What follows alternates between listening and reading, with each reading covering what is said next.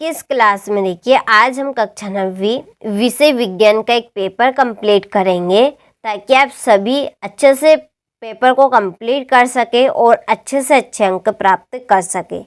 चलिए तो इसी बीच वीडियो को स्टार्ट करते हैं और प्रश्नों की ओर आगे बढ़ते हैं। तो पहला प्रश्न है, पदार्थ की कितनी अवस्थाएं होती है? तो इसका आंसर रहेगा 3। जिस न्यूनतम ताप पर पिघलकर द्रव बन जाता है वह किसका क्या कहलाता है? तो इसका आंसर रहेगा गलनांक। पदार्थ की किस अवस्था में कणों के मध्य न्यूनतम रिक्त स्थान होता है? तो इसका आंसर रहेगा ठोस। सर्वाधिक विसरण गुण वाला पदार्थ है? तो इसका आंसर रहेगा गैस।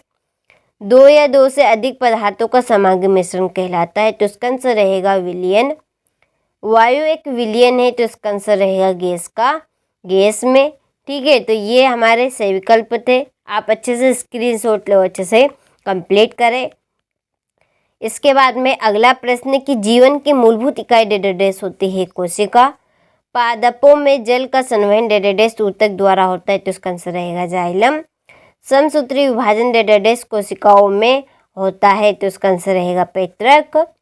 पौधों की पत्तियों में पाए जाने वाले छिद्र जिनसे गैसों का आदान प्रदान होता है डेडेडेस कहलाते हैं? इसका आंसर रहेगा रंध्र। अनैच्छिक पेशियों को डेडेडेस पेशी भी कहते हैं? इसका आंसर रहेगा आरेखित पेशी।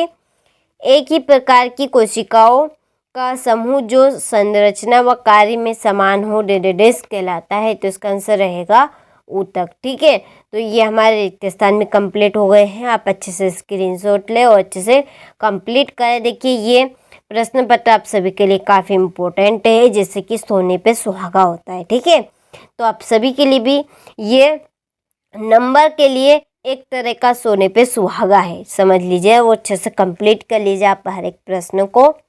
अगला प्रश्न है, दाब का मात्रक क्या है? तो इसका आंसर रहेगा पास्कल। निलंबन का प्रकार का विल्सन होता है? तो इसका आंसर नहीं याद है हमें, तो इसको आप कंप्लीट कर लीजिएगा। डीएनए का पूरा नाम क्या है? तो इसका आंसर रहेगा डीऑक्सीराइबो न्यूक्लिक अम्ल। कोशिका विभाजन कितने प्रकार का होता है? तो ये होता है 2 प्रकार का। मरुस्थलीय पौधों में किस प्रकार के रंध्र पाए जाते हैं? तो इसका आंसर रहेगा सूक्ष्म रंध्र। और एक गाड़ी को ओडोमीटर किसका मापन करता है? तो इसका आंसर रहेगा गति का। ठीक है, चलिए तो स्क्रीनशॉट ले लीजिए, अच्छे से कंप्लीट कर लीजिए। इसके बाद में अगला प्रश्न सही जोड़ी बनाकर लिखिए। गति का तृतीय नियम, इसका आंसर रहेगा क्रिया इक्वल प्रतिक्रिया। चाल की जोड़ी रहेगी दूरी बटा समय। त्वरण की जोड़ी रहेगी वेग में परिवर्तन बटा लिया गया समय।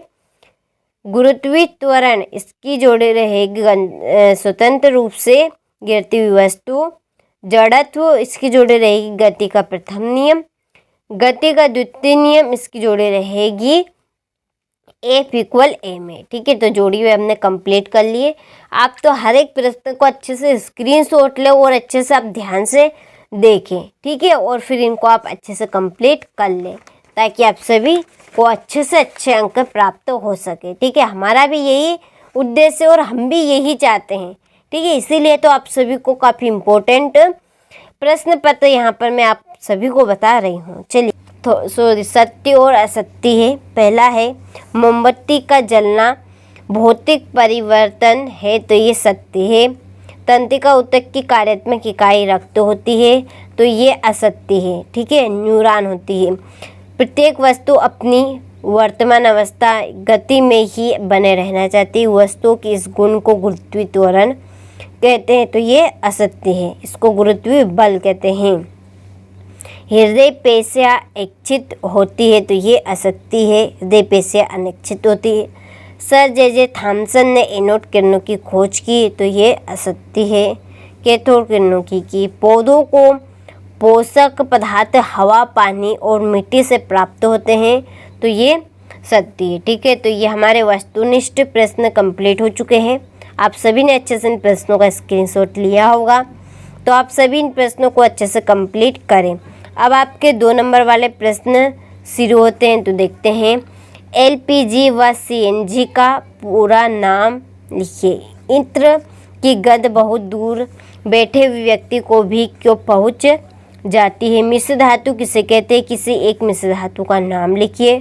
टिंडल प्रभाव क्या है? अमीबा अपना भोजन कैसे प्राप्त करता है? कोशिका में पाए जाने वाले दो अंग के नाम एवं उनके कार्य लिखिए। वाष्पोत्सर्जन किसे कहते हैं? इसके बाद में स्नायु व कंडला में दो अंतर लिखिए। चाल एवं वेग में दो अंतर, दूरी और विस्थापन में दो अंतर, संतुलन बल किसे कहते हैं?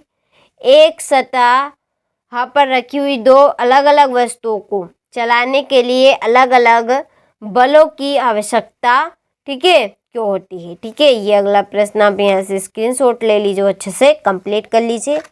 इसके बाद में अगला प्रश्न, पादप कोशिका का नामांकित चित्र बनाइए। ठीक, एक बस की गति 5 सेकंड में 180 किलोमीटर प्रति घंटे से घटकर 60 किलोमीटर प्रति घंटा हो जाती है, तो बस का त्वरण ज्ञात कीजिए। ठीक है, इसके बाद में 21वां प्रश्न, भौतिक एवं रासायनिक परिवर्तन को परिभाषित कीजिए। न्यूरॉन का नामांकित चित्र बनाइए, और ये है आपका क्वेश्चन नंबर 23। ठीक है, चलिए तो इस प्रश्न का अच्छे से आप स्क्रीनशॉट ले लीजिए और अच्छे से इन प्रश्नों को आप कंप्लीट कर लीजिए। आप सभी को मैंने विज्ञान का महत्वपूर्ण प्रश्न पत्र दिया है ताकि आप सभी अच्छे से अच्छे अंक इस बार ला सकें। तो ये था आपका विज्ञान का सेट पेपर 8। ठीक है, चलिए तो आप अच्छे से इसको कंप्लीट करें।